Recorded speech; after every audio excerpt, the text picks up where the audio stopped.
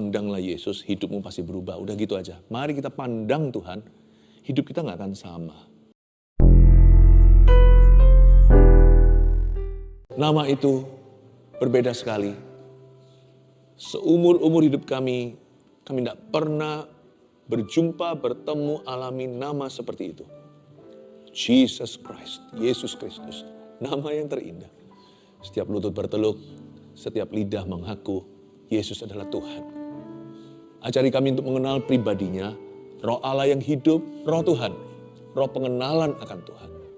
Mari, Kau tuntun kami perlahan-lahan, sehingga jemaatmu bertumbuh ke arah satu, yaitu ke arah Tuhan Yesus Kristus sebagai Tuhan dan Juru Selamatnya. Berkati kami di sesi firman ini ya Tuhan Yesus, sembunyikan hamba di balik salib-Mu dalam nama Yesus. Amin. Puji Tuhan.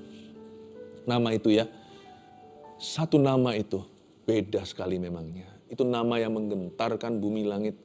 Setan terbirit-birit mendengar satu kata itu. Jesus, Yesus. Itu nama yang menyelamatkan kita. Di bawah kolong langit ini, nama siapa yang sebesar namanya, semulia, sesuci itu. Yang bisa menyelamatkan kita dan mengampuni setiap dosa. Tentunya kalau namanya begitu mulia, pribadinya tidak kalah. Pribadi Yesus itulah yang membuat namanya luar biasa. Kita harus pelajari hari ini siapa Yesus sesungguhnya. Saya mau bicara kepada Anda, mengajarkan topik favorit saya, subjek yang paling saya cintai. Let's talk about Jesus. Mari kita bicara tentang Yesus. Saya ingin memulai begini aja dengan satu kalimat, pandanglah Yesus, hidupmu pasti berubah. Udah gitu aja. Mari kita pandang Tuhan, hidup kita gak akan sama. Siapakah Yesus sesungguhnya? Ibrani pasal 1 ayat 5-14. Kita akan baca dan saya akan jelaskan ayat per ayat, ambil catatan, nanti saya kasih poin-poinnya. Di kitab Ibrani di Lembaga Alkitab Indonesia diberikan judul begini, Anak Allah yaitu Yesus lebih tinggi daripada malaikat-malaikat. Kita hari ini akan mempelajari doktrin yang menyelamatkan. Padahal ini sama sekali tidak merasa seperti sebuah doktrin. Karena kalau bicara soal Yesus itu personal. Mari kita bicara tentang pribadi yang paling mulia sepanjang masa. Ayat 5. Karena kepada siapakah di antara malaikat-malaikat itu pernah ia katakan, ia di sini adalah Allah Bapa. Anakku engkau telah kuperanakkan pada hari ini. Dan aku akan menjadi bapanya dan ia akan menjadi anakku. Jangan terkecoh dengan kata anakku engkau. Seolah-olah Allah beranak. Engkau telah kuperanakkan. Itu bukan berarti Yesus itu diciptakan. Di sini Bapa di sorga, pencipta langit dan bumi, Allah Bapa yang Maha Kuasa, Dia berkata tentang Yesus, anakku engkau telah kuperanakkan pada hari ini. Kata kuperanakkan dalam bahasa Inggrisnya begotten. Itu bukan born. Berarti mereka setara, hakikatnya sama. Kalau kita kan daging dan darah ya manusia. Kita kan dicipta, lalu lahir sebagai orang berdosa. Yesus sekalipun melalui palungan, dia lahir dari perawan Maria, tapi bukan karena sperma. Yesus itu jelmaan. Jikalau kita semuanya adalah ciptaan, kita daging dan darah, Yesus itu setara dengan Allah, hakikatnya sama. Kita harus ngerti ini, karena ini mempengaruhi keselamatan kita. Ngaku-ngaku Kristen, tapi kalau kita nggak yakin Yesus itu pencipta, malah kita ikut-ikutan sekarang yang lagi desas-desus di luar sana. Jangan terombang-ambing iman. Oh, Yesus itu ciptaan. Yesus nggak setara dengan malaikat. Apalagi sama manusia seperti Anda dan saya. Segala sesuatu dijadikan oleh firman. Surat di Injil Yohanes dikatakan gitu. Dan firman itu bersama dengan Allah. Siapa lagi firman itu? Kalau bukan Yesus. Dan firman itu adalah Allah. Tak ada sesuatu apapun yang terjadi yang dijadikan kalau bukan melalui Dia dan di dalam Dia.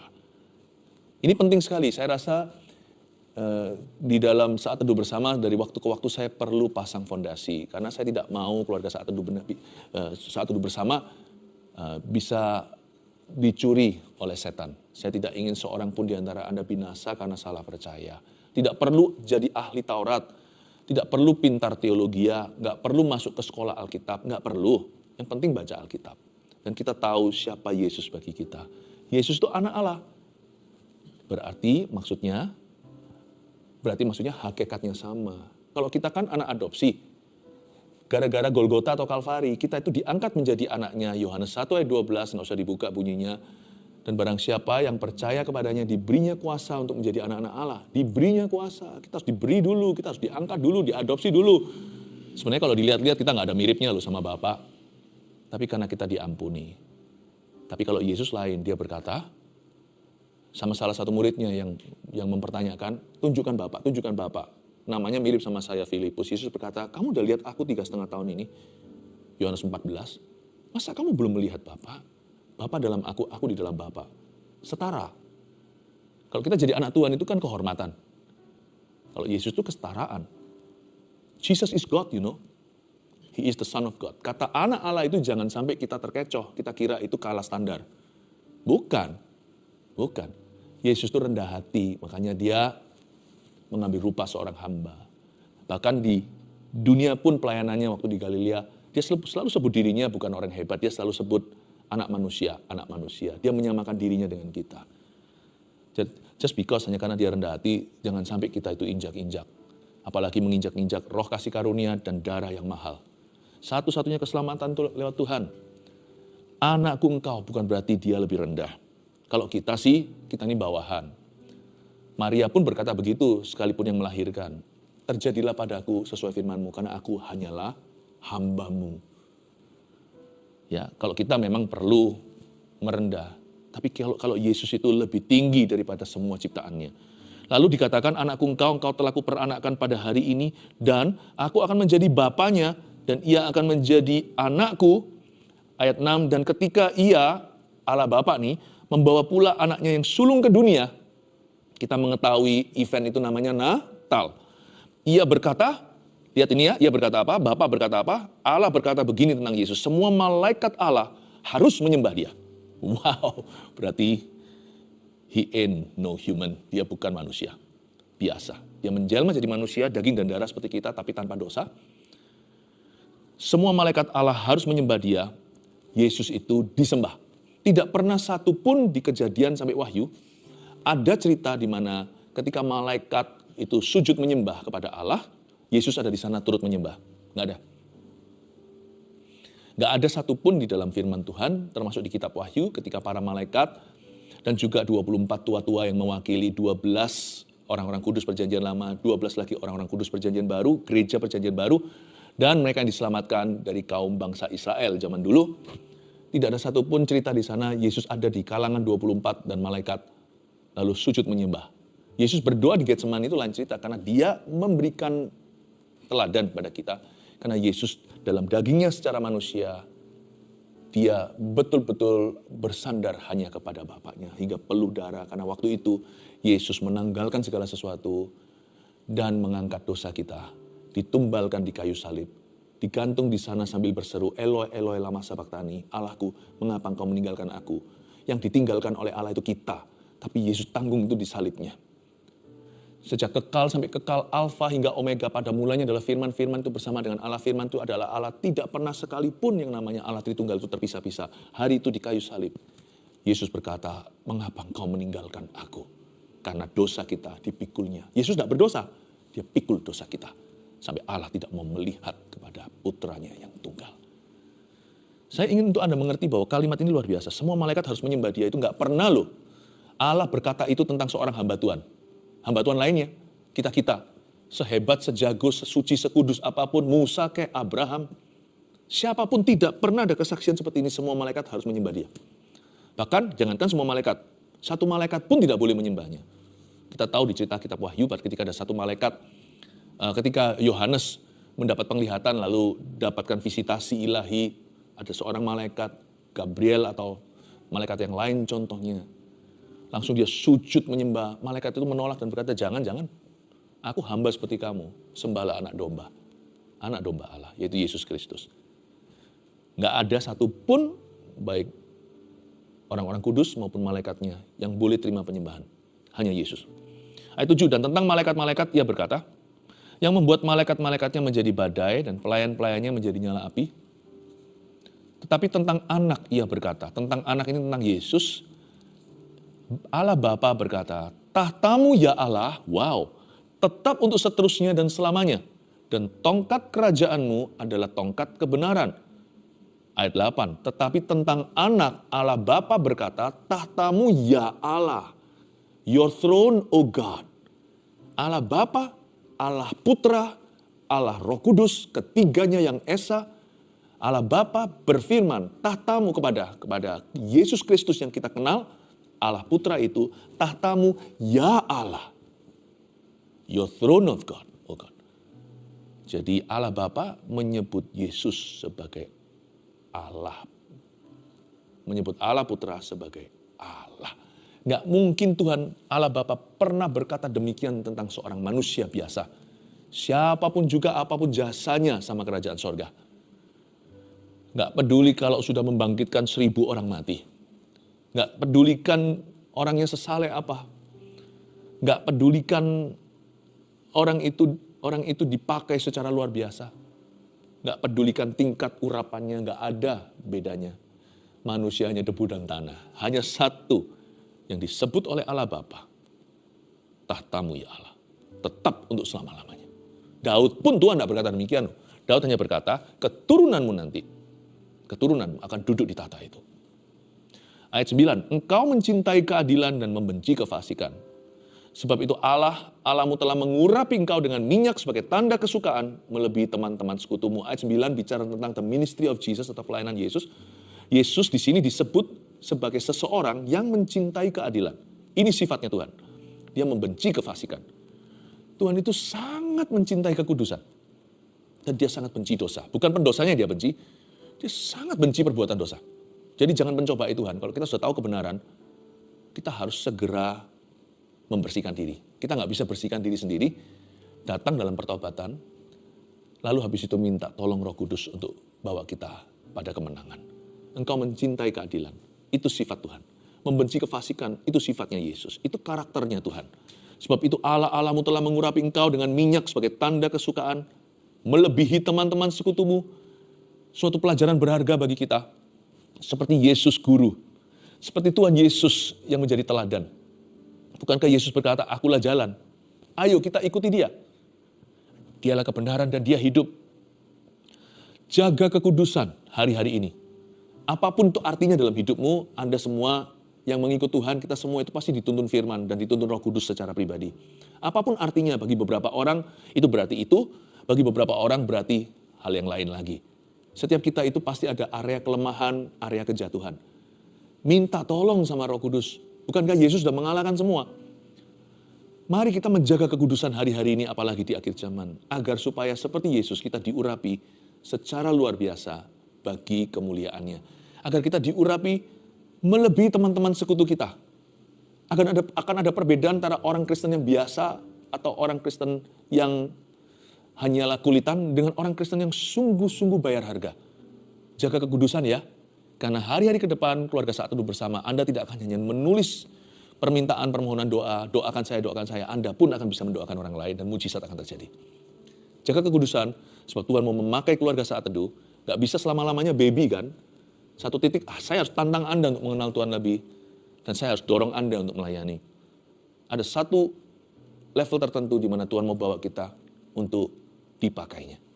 Minyak sebagai tanda kesukaan melebihi teman-teman sekutu kita. Dan ayat 10. Pada mulanya ya Tuhan, ini masih tetap perkataan Allah Bapa, dan pada mulanya ya Tuhan, engkau telah meletakkan dasar bumi dan langit adalah buatan tanganmu. Ayat 10, masih tetap perkataan Allah Bapa, dan pada mulanya ya Tuhan, ini pakai kata Yahweh. Pada mulanya waktu Yesus belum bernama Yesus, Allah Putra itu tetap adalah Allah. Pada mulanya adalah firman. Lihat itu, Alkitab tidak saling membatalkan, tapi saling meneguhkan. Ini Ibrani pasal pertama, meneguhkan Yohanes pasal ke-1. Pada mulanya adalah firman, pada mulanya Lord, Tuhan atau Yahweh. Pada mulanya adalah firman itu adalah Allah. Bersama dengan Allah semua dijadikan oleh dia. Yesus tidak diciptakan, sekalipun dia menjelma sebagai manusia, lewat perawan manusia, dia harus jadi orang untuk bisa menjadi juru selamat orang. Pada mulanya ya Yahweh, engkau telah meletakkan dasar bumi dan langit adalah buatan tanganmu. Siapa sih di antara kita yang Tuhan pernah panggil kita Yahweh? Tapi pada waktu Yesus mau dilahirkan, Maria dapat berita kabar baik itu dari malaikat, tentunya shocking news, sangat terkejut ya. Ingat nggak waktu itu? Malaikat berkata, Gabriel berkata, dan kamu harus menamai dia Yesus. Nah baru setelah itu, nama Yesus itu di perjanjian baru. Tapi Yesus itu asal mulanya tidak ada, karena dia adalah Alfa, awal dan akhir. Asal mulanya bukan di Injil Matius. Yesus sudah ada sejak purbakala. He is the ancient of days. Dialah Allah dari selama-lamanya sampai selama-lamanya. Supaya Anda ngerti, Yesus yang kita sembah itu layak disembah. Karena dia bukan sekedar manusia biasa, dia jadi manusia karena kita. Masuknya ke dalam dunia pun beda dengan kita. Kalau kita lewat persetubuhan suami istri. Tidak Yesus. Yesus tidak punya Bapa. Hanya punya Bapa, Allah Bapa di sorga. Saya mau kita mengerti bahwa sekalipun Yesus tangannya berlubang paku, si Thomas yang ragu mencucukkan tangannya ke lambungnya, but he is not like us. Dia tidak seperti kita. Dia menjadi seperti kita untuk mengerti kita. Tetapi dia sama sekali bukan salah satu di antara kita. Kita sama Yesus jauh, saudaraku. Kita orang berdosa, dia adalah juru selamat yang mengampuni dosa kita. Supaya kita mengerti hari ini bahwa kalau kita pakai nama Yesus tengking setan, Anda harus percaya bahwa nama itu berkuasa. Karena pribadinya berkuasa. Kalau kita berdoa dalam nama Yesus, jangan Anda kira doa Anda, oh sempurna, kurang, fasilida, apa ya kira-kira kalimat yang bisa kalimat yang bisa menggerakkan hati Allah. Tidak begitu. Waktu kita berdoa di dalam nama Yesus, nama itu keselamatan. Dan kalau hari ini kita mengikut Tuhan, janganlah selalu sadar diri, aku belum layak itu, aku kurang ini. Kalau kita sudah terima Yesus, kita akan diproses terus. Semakin hari Roh Kudus akan bekerja dalam diri kita, menjadikan kita semakin seperti Kristus. Semakin seperti Yesus dalam pikiran, perbuatan, dan di dalam kehidupan kita, serta perkataan. Namun demikian, Bapa tidak lagi melihat kita saja. Waktu kita terima Tuhan, Bapa melihat Yesus di dalam diri kita. Kalau enggak, orang seperti Anda dan saya itu patut dihukum berkali-kali dan akhirnya masuk neraka. Apa sih yang Bapak lihat pada debu dan tanah seperti Anda dan saya? Yesus yang menebus dosamu. Di Kalvari itu, di Golgota, dia tukar tempat sama kita. Jadi hari ini, Bapak tidak hanya lihat Anda, Bapak lihat Yesus di dalam dirimu. Jadi marilah hampiri tahtanya, jangan takut. Kau tidak ada, saya dan Anda tidak akan menghadapi Allah yang murka.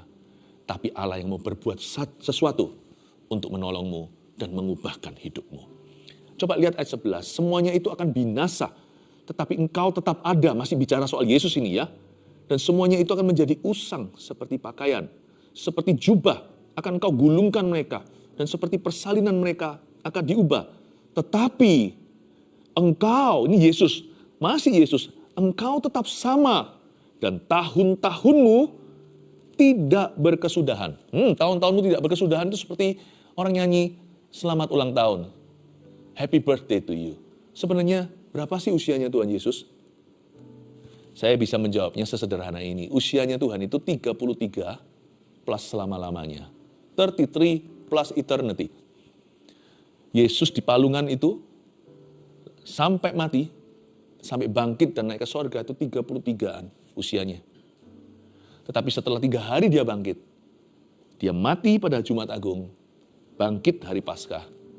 Cuman ada jeda 3 hari. Setelah itu dia kembali hidup selama-lamanya. Dan sebelum palungan, Yesus sudah ada. Makanya Yesus mau dirajam kan sama ahli Taurat ketika ditanya, kamu kira kamu siapa? Punya otoritas lakukan ini dan itu, ajarkan itu dan ini. Yesus berkata, apakah mereka, orang Farisi menantang dia, apakah kamu lebih pangkat dari Musa? Apakah kamu lebih mulia? Yesus menjawab sesuatu. Sebelum Musa, aku ada. Itu seperti hujatan di telinga orang-orang Yahudi. Karena dia pakai kata aku ada dalam bahasa Inggrisnya, I am. Itu di bahasa Ibraninya artinya I am Yahweh. Akulah Allah. Itu semua orang datang mau dorong dia ke tebing. Orang ini ngaku-ngaku dan menganggap dirinya setara dengan Allah Yehovah. Itu mau dibunuh Yesus, tapi karena belum waktunya, karena dia nanti harus menyelesaikan ministrinya dulu, mati sesuai kehendak Bapaknya, yaitu di Kalvari Golgota. Dia berkata, sebelum Musa, aku sudah ada. Mereka sampai kritik dia, emang berapa usia kamu? Aku tahu saudara-saudaramu, bukankah kamu anak tukang kayu? Aku tahu adik-adikmu, anak-anak Maria itu. Coba bayangkan betapa degil hati mereka. Mereka hanya melihat kedagingan. Mereka tidak bisa melihat Yesus sesungguhnya siapa. Makanya mereka nggak selamat. Tapi orang yang bisa melihat Yesus sebagaimana adanya, bukan hanya selamat, mereka akan dilepaskan dan mereka juga akan disembuhkan. Saya percaya mujizat terjadi ketika kita berdoa dalam nama Yesus. Karena ini bukan sembarang nama. Waktu kita pakai nama Yesus, itu nama yang menciptakan bumi langit. Sadarkah Anda? Itu nama yang disandang, itu namanya seorang pribadi yang menciptakan alam semesta. Itu namanya satu orang individu yang mati di Golgota. Itu nama seorang pribadi yang setelah mati bangkit pada hari ketiga. Jangan main-main waktu kita berdoa in Jesus name, dalam nama Yesus. Gak akan ada lawannya. Gak ada setaranya. Makanya imannya gak perlu gede-gede lah. Karena namanya sudah besar. Imannya cukup aja bulat sebesar biji sesawi. Kita bisa bilang sama gunung yang tertinggi, Indonesia misalnya Gunung Semeru atau Gunung Himalaya di Asia. Gunung apapun juga dalam kehidupan kita bisa perintahkan terbantun ke lautan, mereka nggak tahan. Mereka tidak bisa terus bertahan di situ karena nama itu jauh lebih berkuasa. Kalau nama-nama gunung, nama-nama problema, masalah, nama-nama setan, itu semuanya adalah ciptaan, itu berada di dalam ciptaan Allah. Nama Yesus yang menantang mereka atau menentang itu dan mengalahkan itu adalah nama penciptanya. Saya ingin Anda mengerti bahwa belajar tentang Yesus tidak hanya belajar tentang seperti teologi, bukan. Praktis sekali. Waktu saya sekolah Alkitab dulu, salah subjek yang paling saya gandrungi yaitu tentang kristologi, tentang who Jesus is, siapa Yesus. Karena saya terpukau dengan itu. Saya jadi orang Kristen bukan karena apa yang bisa saya dapatkan untuk diri saya sendiri, motivasi-motivasi, bukan. Saya terpukau karena ada satu pribadi yang membuat saya ada di sini hari ini. Yang menarik saya begitu dalam dan mendorong saya begitu jauh. Bukanlah sebuah teori agamawi. It's a person, seorang pribadi. His name is Jesus. Namanya Yesus. Sudahkah Anda menerima dia?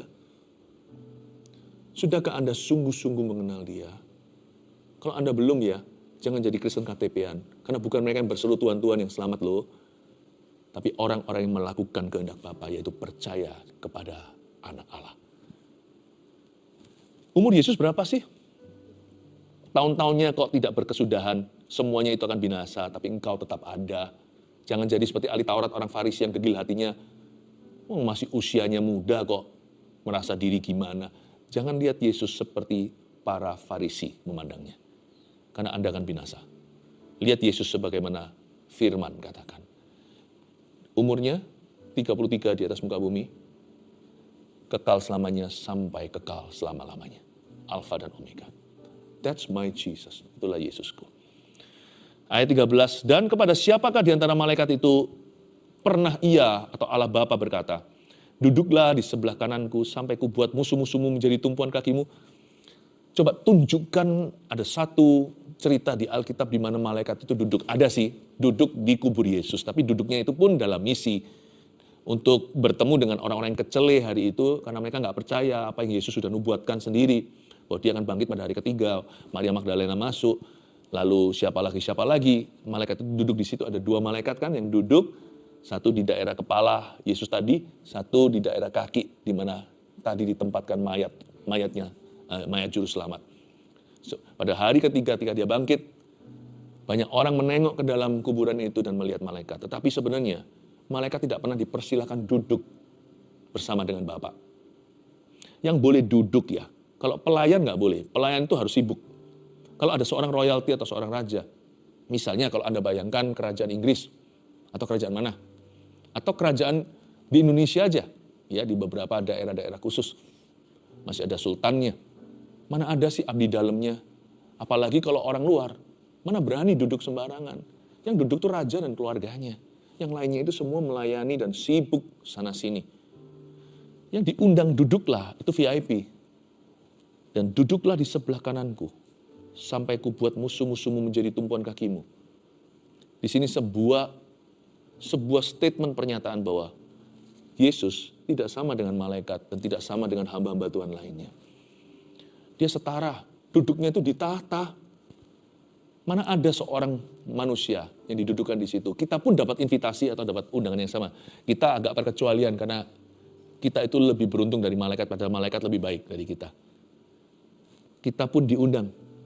Ada ayatnya, barang siapa menderita bersama dengan Kristus, dia akan bertahta bersama dengan Tuhan. Tapi tahta kita tahu. Tahta kita itu anugerah, kasih karunia. Bukan karena kita layak di sana dan kita tidak berasal dari situ. Itu tahta ditambahkan di hidup kita. Kalau kita menderita bersama dengan Tuhan, kita boleh duduk bersama dengan Tuhan, memerintah bangsa-bangsa. Tapi kalau Yesus, dia duduk bukan karena alasan apa. Dia duduk memang berasal dari sana sebelum turun ke palungan di tempat hina. Saya ingin Anda melihat bahwa Yesus itu adalah raja di atas segala raja. Semua malaikat dan semua ciptaannya sujud menyembah dan melayani dia. Dan kita lihat ya, ayat 14. Bukankah mereka semua adalah roh-roh yang melayani para malaikat? Yang diutus untuk melayani mereka yang harus memperoleh keselamatan? Ini ayat terakhir yang saya bacakan. Malaikat itu roh yang melayani, diutus untuk melayani. Kalau Yesus sudah punya malaikat, ngapain Tuhan Yesus cuci kaki murid-muridnya ya? Suruh malaikat aja. Kalau Yesus itu raja di atas segala raja, ada malaikat yang melayani, kenapa Yesus yang memecah-mecahkan 5 roti dan 2 ikannya juga, sehingga 5.000 orang bisa makan kenyang hari itu. Kenapa Yesus lakukan sendiri? Ini menunjukkan bahwa sang raja tidak harus melayani. Tidak sepatutnya malahan, tapi dia cuci kaki murid-muridnya. Padahal yang disebut roh yang melayani, itu malaikat. Ya sama-sama kita lah, kalau kita juga orang berdosa, seharusnya kita ini dihukum untuk melayani selama-lamanya. Seharusnya kita ini diperbudak. Tapi Yesus itu mengeluhkan kita, mengasihi kita.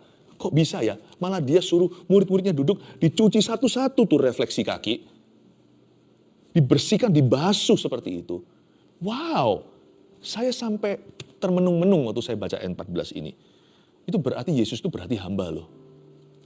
Kalau Yesus aja kayak gitu, malu kita kalau kita gengsi melayani. Kalau kita itu sok-sokan, kalau kita itu sombong, kita merasa sesuatu, kita merasa somebody, kita merasa punya, berpengaruh, berkedudukan, orang lain harus melayani, spirit of entitlement, perasaan berhak yang lain harus layani saya melulu. Saya rasa kita patut malu. Ternyata di ayat 14 ini yang harusnya mencuci kaki adalah malaikat.